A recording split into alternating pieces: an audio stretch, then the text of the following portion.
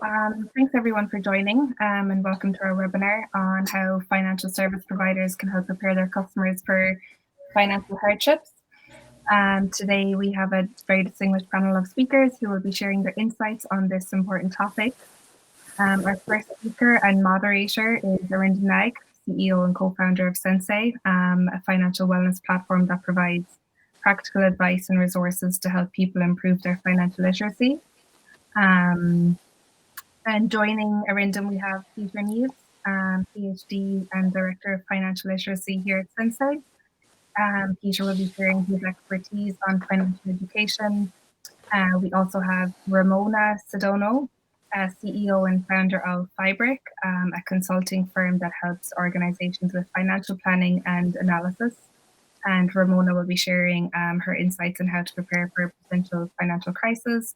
And Kevin Ruth, Private Wealth Management at Raymond James, who will be sharing his experience in helping clients navigate challenging financial situations.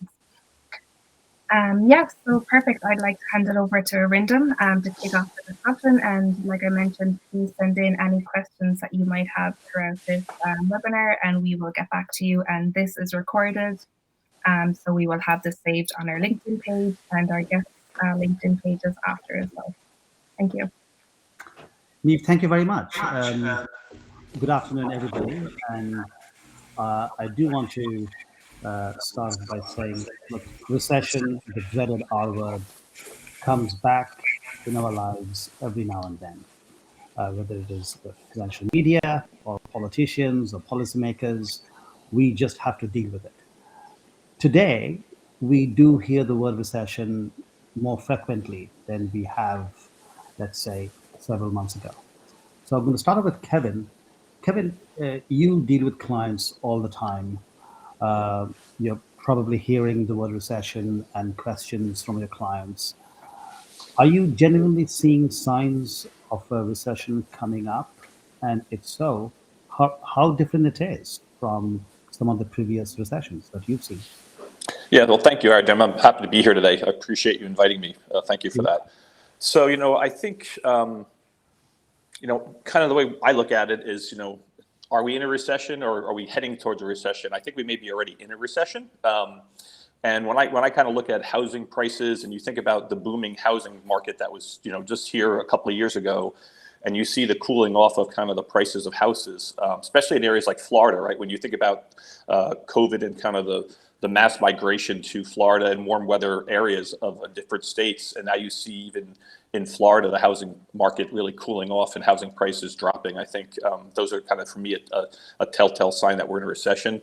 Also, I think when you think about, look at what companies are doing, right? You either see companies where they kind of slowed down their hiring, or they started even laying people off. Like you think in the tech sector, they're starting to lay people off. And so to me, those are all signs that we're in a recession. I just think what's different this time than last time, it's a mild recession. It's not the same type of recession that we've experienced before. And that's why I think there's still questions about it, because I think it is very mild. Good. Ramon, I wanted to come to you because you have a very unique role that you play. You're looking at individual clients, but you're also advising many small entrepreneurs who in turn are hiring a lot of employees. So they're coming to you for advice as well, not just on their own behalf, but also for the employees' behalf. Do you agree with Kevin? Are we in a, do you believe we are seeing the signs of a mild recession? Thank you so much, Arindam and Neem, for organizing this event.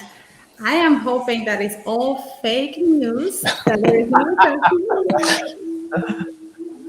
I get very hopeful when I go, when I travel and I see the huge lines. I say, oh, everyone is traveling, so we're not in a recession.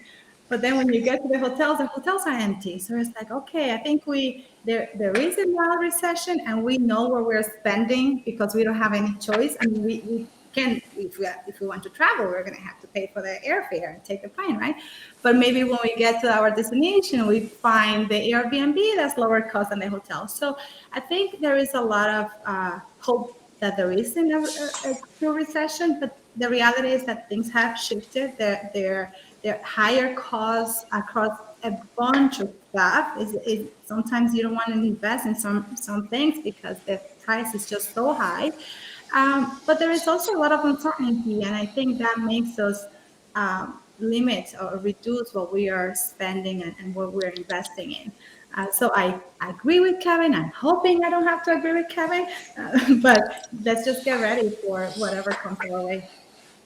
Good.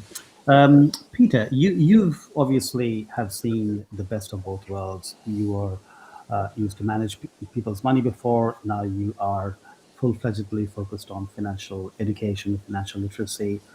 Um, well, first of all, let's start off by asking you: are you seeing signs of recession as well?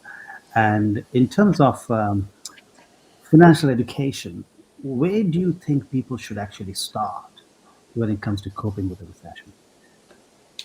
Thank you, Arndam, and I appreciate being here, and I love that question. And I think when we see signs, it's like we got some billboards, right? But the recession and economic headwinds, whatever title you want to put on it, it affects people individually, right, based on their personal situation, right? So, and I think that's part of why financial education is so important, right? Because there's not one answer that's the right thing for everyone.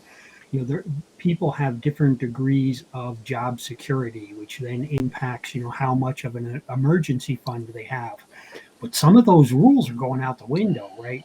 A lot of those people who just got laid off, earlier in 2023 in the tech sector were pretty confident that their job was really, really secure until they found out that it wasn't, right? So we have to be prepared.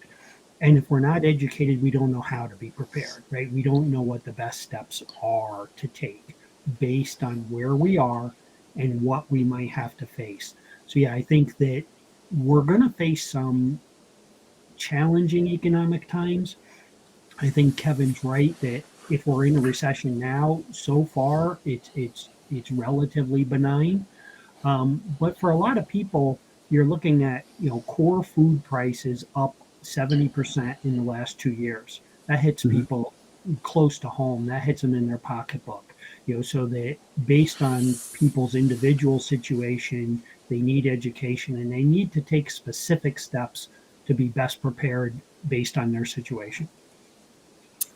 Um, Kevin, are you, and again, I'm coming to you because you are managing people's money, but also you are very much focused on financial education for children, and you want to see how financial education develops in this country.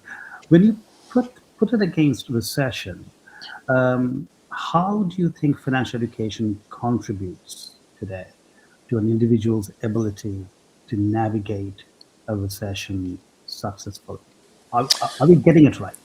Yeah, so I think Peter touched on this before, but I think the biggest concern people should have during a recession is is the job you have recession proof? Is it a job that you have that you're going to continue to earn income? Because the biggest issue you can have if you lose your job is that loss of income. And as we know, most people in the United States, do not have even an emergency fund. Do not have $400 or $500 in a bank that they can use in an emergency fund. And so, to me, I think where financial education comes in is really helping people budget, understanding to live within their means of whatever their salary is.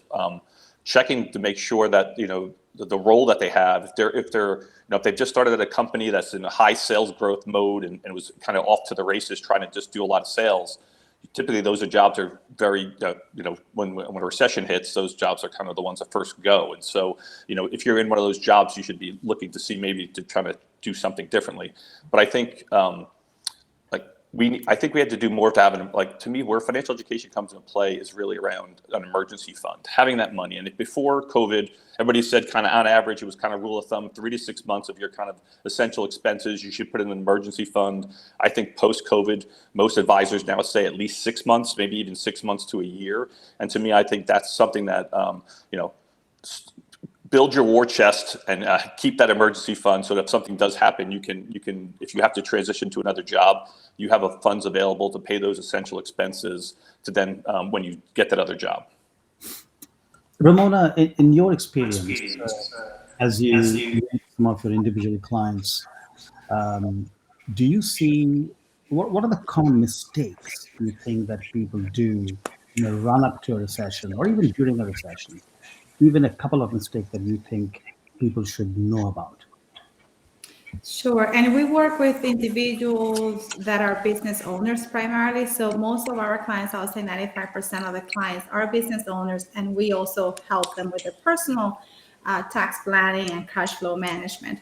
But what I have seen clients do that is not advisable is a rush, a lot of times rushing to take a withdrawal from a 401k to buy that home, to buy a car with when the interest rates are so high, to borrow when they really are not ready to put this funds aside to repay that debt. So I think it's the lack of planning, and then planning and this lack of education that we see, right? Because we're talking about emergency funds and a few other areas where we are not fully educated financially.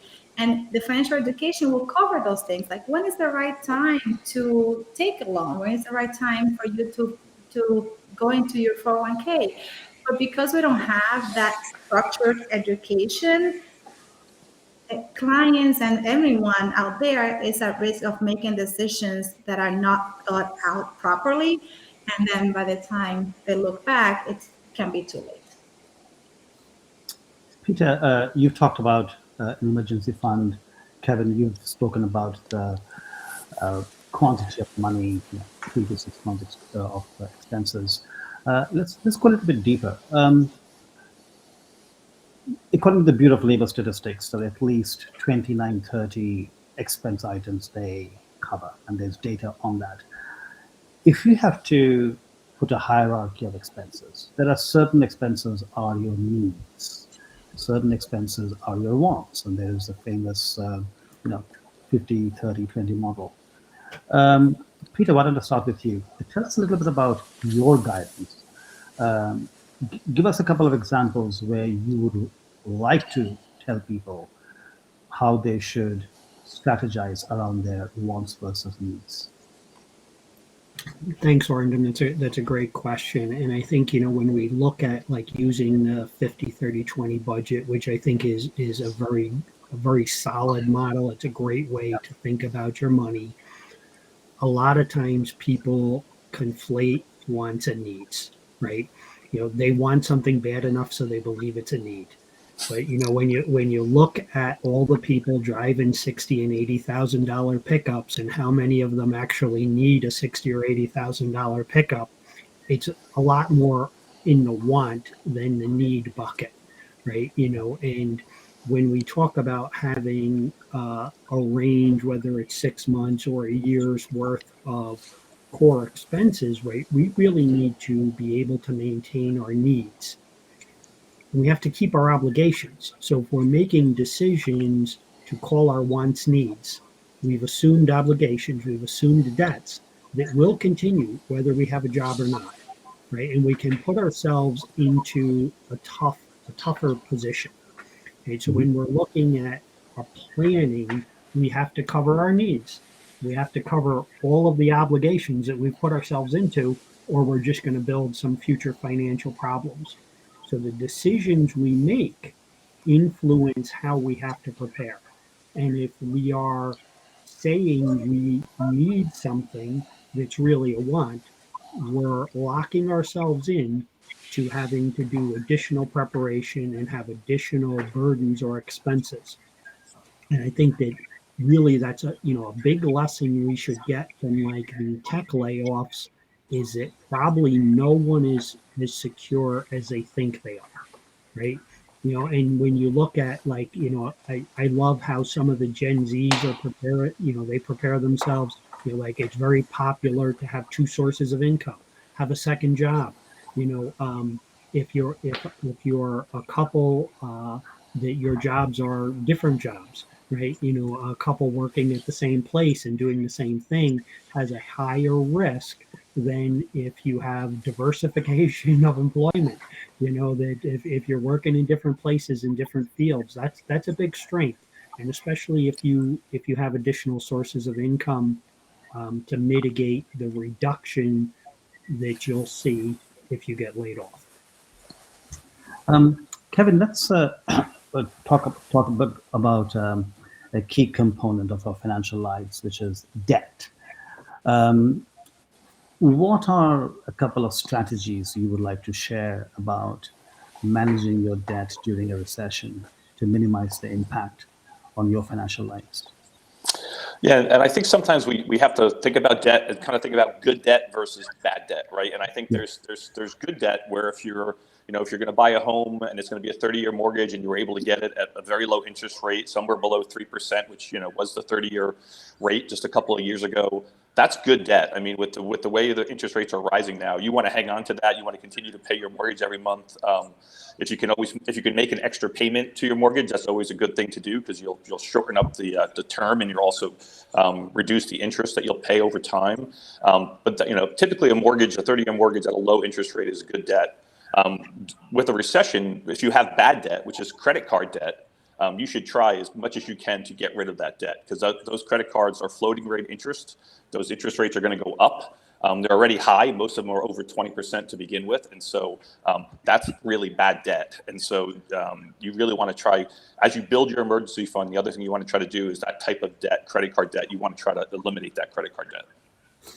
Ramona, what are you telling some of your clients and customers and people who are coming to you for advice in terms of managing their debt, but very specifically business loans as well as mortgages? Sure. So for the businesses, I typically recommend line of credit first, lines of credit, because you don't use it. If you don't use it, you don't spend anything, right? So or you have a small fee. The interest might be higher, but you're saving what the funds are not being used. So of course, let's take all of it into account. If we need a loan that we're not going to pay for 10 years, then a line of credit might not be the best option. But yes, shopping around for rates, only taking out the debt when you need it, but also being loan ready, right? Being able to have good credits and good financials, or everything organized so that when you do need the debt, you can go easily and get it. Now I know this is not related, but now we have very high interest rates also on savings accounts, right? So if we have excess cash, let's put it to earn some interest so that when we pay that interest on debt, we kind of offset, right, a little bit of that cost. But the line of credit, I'll say have it always available and open so that and then in the case of an emergency, you don't panic. You just kind of go into that and take some cash to fund some emergency. Peter, you've been following the financial education sector for a while. In your opinion, what role should financial education play in national policies aimed at reducing the impact of a recession? I mean, at the end of the day, fostering financial education has to happen with the overall nationwide involvement. What are your thoughts? I think that, nationally, we need a couple of things to happen with financial education. We should have some sort of a national policy or program that's universal, that gets people involved when they're very young. We know that financial habits are set when, they're set in children, when the children are young. So we really need to be addressing it early on. Since we have a society where most children go to public school, the public school is a great way to get that education to the masses. The government does a lot now, but we don't have a structured uniform program, right? We do a lot of piecemeal things that overlap. There's a lot of good resources that are available through the government, but there's not a structured program. And when you look at it, the starting points, how to get somebody from where they are to be moving in the direction.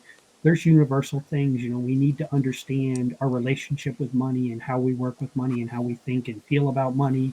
We need to get those basics of putting our financial house in order, the 3 B's of budgeting, budgeting, and budgeting, so that people, on track and get going in the right direction. So there's a lot of opportunity for us to do more and it doesn't have to involve using a lot of expensive resources.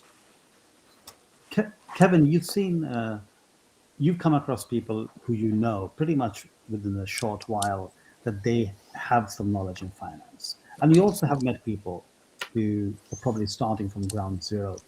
Um, what are the key differences that you've noticed as far as the approach towards money and economic fundamentals? Yeah, I would say I think when you have financial education, I think you take a longer term view, right? And you're not just looking at what's happening over the next week or month or quarter or even the next year. You have a much longer term view, and so I think when you have that financial education, I think it gives you the ability to just not get nervous or panic or do something foolishly with your money. And so you know, a lot of times I see people, especially during this time where there's concerns about a recession, there's inflation, the stock market's kind of trading kind of sideways, is kind of that dollar cost averaging, and continue to put money into like don't sell all your investments, don't go to cash. It's really about, this is where you dollar cost average, as you know, as the markets are kind of trading either sideways or down, this is how you can buy more of whatever you were buying. And so this is where dollar cost averaging, I think, really comes into play. And again, if you have that long-term perspective, I think you're thinking about not what's going to happen to your investment portfolio this month or this year, but what's going to happen to your portfolio over the next 20 or 30 years. We'll also see the questions coming in. One question, and I think we have discussed it in a few ways, but maybe we could just narrow it down to a few bullet points. I'll go one by one. Peter, if you had to pick one metric that people should look at in the coming weeks and months as an indicator of recession, what's your topmost metric?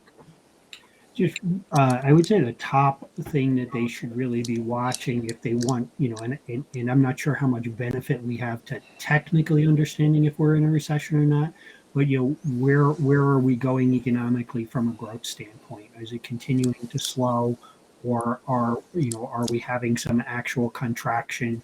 Because from my perspective, an actual contraction is what I would see as the real bellwether of are we in a recessionary time. You know, it may be different than what people feel, but that's a good thing to keep their eye out for. Good. Ramona, you?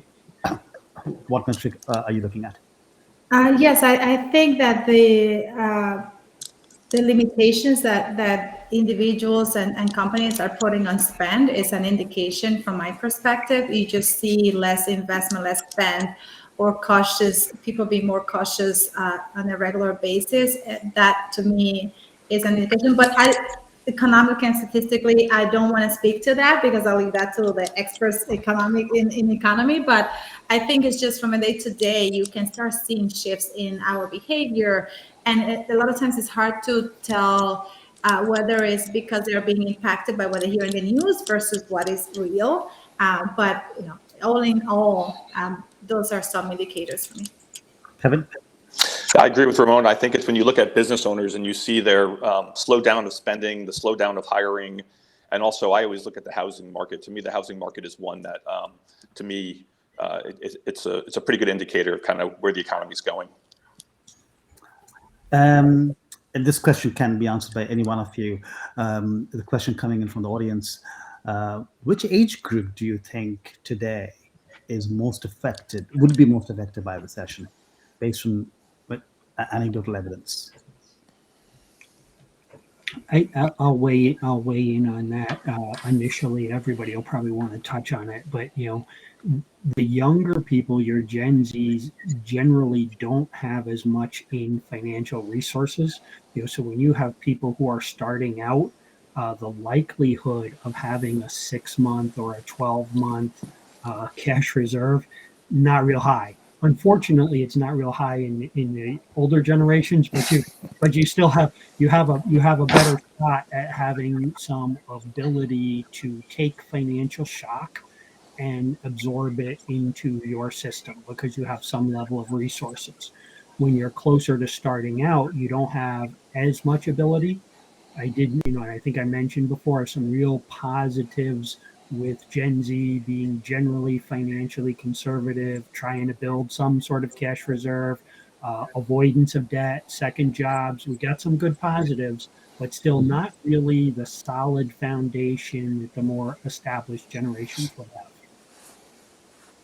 Yeah, I'd also add, I think for people just coming into the workforce, right? I mean, I think about my youngest daughter who's graduating from college in May, and 3 or 4 months ago, she was talking to several firms about roles that she was going to be able to interview for, and pretty much those firms have all pretty much said, you know what, we're not going to be really hiring in June or July. We'll talk to you again back in August or September. And I think so for a lot of those younger people coming out of college or just starting into the workplace, it may be a lot harder landing that first job.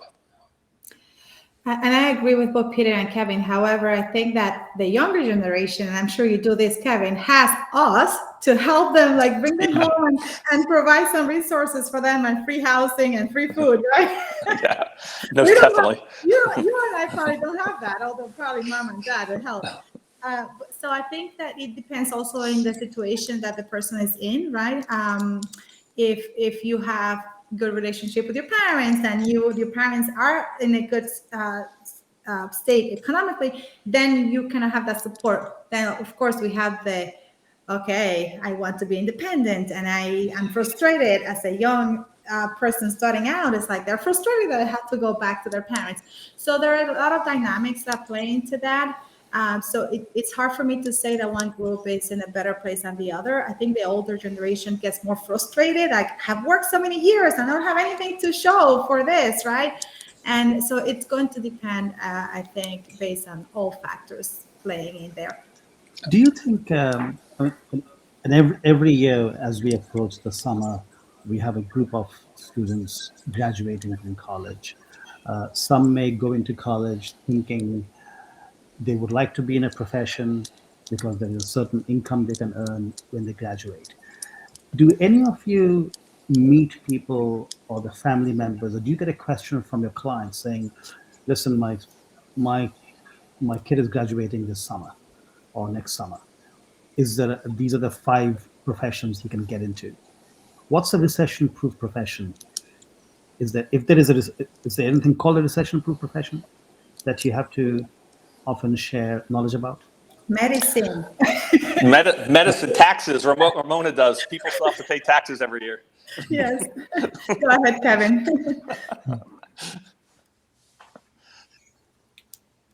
Peter, you? Any other one? I think medical is the one that's going to be first on the tip of people's tongues. The medical won't go away no matter what happens to the economy. There are others that are probably pretty recession resilient. You don't see a lot of layoffs in your public school systems, right? Education will move forward, as long as we have a government and the ability to tax. So that they may slow up on hiring. It may be more difficult to come out of school as a new teacher. But, if you've got 10 or 20 years in the system, you're probably pretty safe.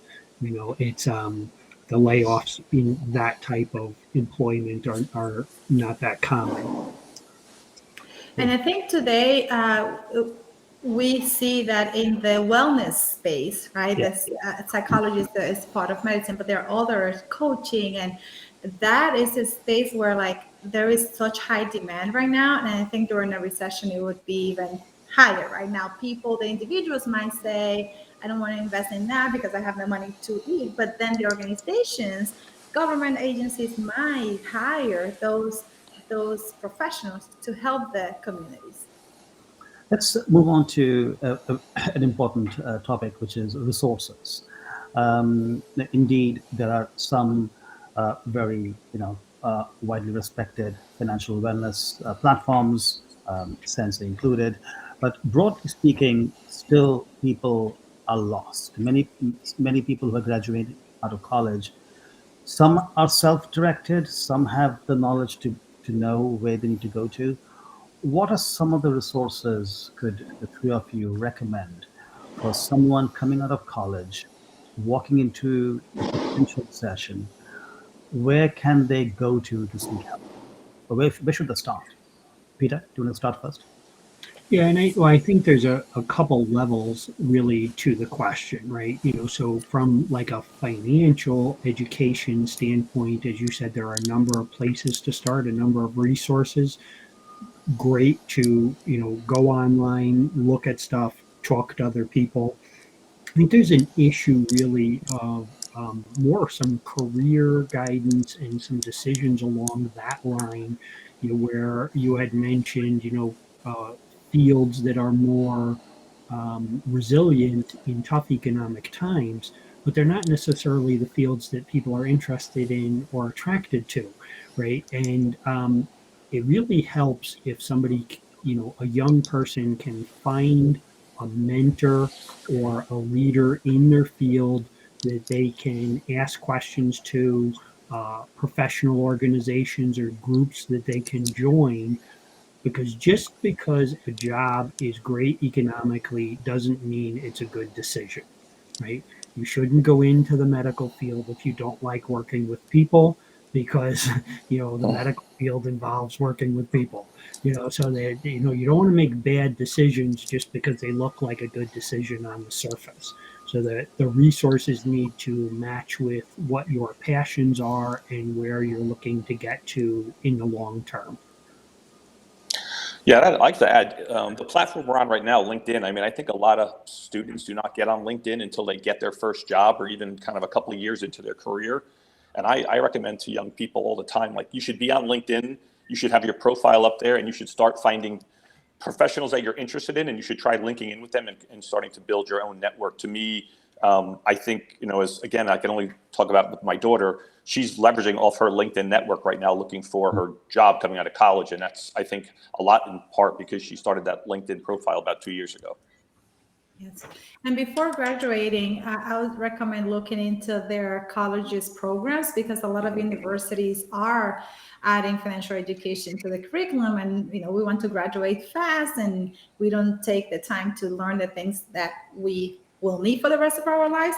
I think that would be a good place to start. And then at any point in time, talk to, like someone mentioned, mentors. Talk to members of your family or your circle that feel financially empowered and control, and get input from them, get feedback from them. We are four sisters, we help each other, we talk all the time about financial issues, and it has helped us to have that type of support. And then there are nonprofit organizations. There are online resources like CentSai. I love CentSai with all the organization it puts out. Just pick a few options that speak to what you need, and be consistent. Thank you very much. Just one last question before we wrap things up. I'm going to go one by one. I would like all of you to pick a number on a scale 1 to 10, 10 being the most likely that we are getting into a recession, and number 1 being least likely to get into a recession. Peter, what's your number? My number would be an 8. I think that we're definitely in some economic headwinds, and I think there's a lot of signs that those economic headwinds are going to get a good deal stronger. And I think that, and I know that you asked for a number, and I'm talking more than that, but I think that there's financial education is such an important piece of it. But I also think that we should really look at, people should consider working with a financial professional. And I'm going to put one real good reason why is when we work with someone else, we put some space in between our emotions and our money, right? Because where we get in the most trouble is making emotional decisions, which we are more likely to do when we feel like we're in crisis. So having an objective third party to help steer us through the decisions that we need to make can make the difference between successfully navigating and continuing to stay in our challenges. And having that space between the emotions and the money is night and day. And that financial education is part of that, but financial professionals really bring that to the forefront. Ramona, what's your number? I'll say neutral, 5. that neutral? That doesn't, maybe that's not neutral. We have been talking about this for months, and we're going into a recession, right? So it doesn't move one way or the other. So I'm like, okay, maybe it's not going to happen. I want to believe that we won't go into a recession. So let me go with my belief and my hope. I'll stay with the 5. Good. Kevin? Yeah, I'm a 10. I think we're in a recession. I think it's mild. I think that's why we're all debating if it's coming or not. I think we already are in one. It's just mild, and I hope it stays mild and we can recover. Which again, I don't think it's going to be a long-term recession, but I do think I think we're in one, and it's right now. We're not feeling the impact of a full recession when you really feel it because it's mild. Well, Kevin, I hope you're right. And on that note, Peter, Kevin, Ramona, I want to thank all 3 of you for coming and joining us. I also want to take the time to thank everyone who has joined, has taken time off to join this event. Those of you who haven't joined the event, you can see the recording, watch the recording on our LinkedIn page. If any one of you want to know more about CentSai, you can go to www.centsai.com. We are going to do this event more regularly and talk about issues that are impacting our day-to-day financial lives. Stay tuned and have a very good afternoon. Thank you. Thanks, everybody. Thank Thank you.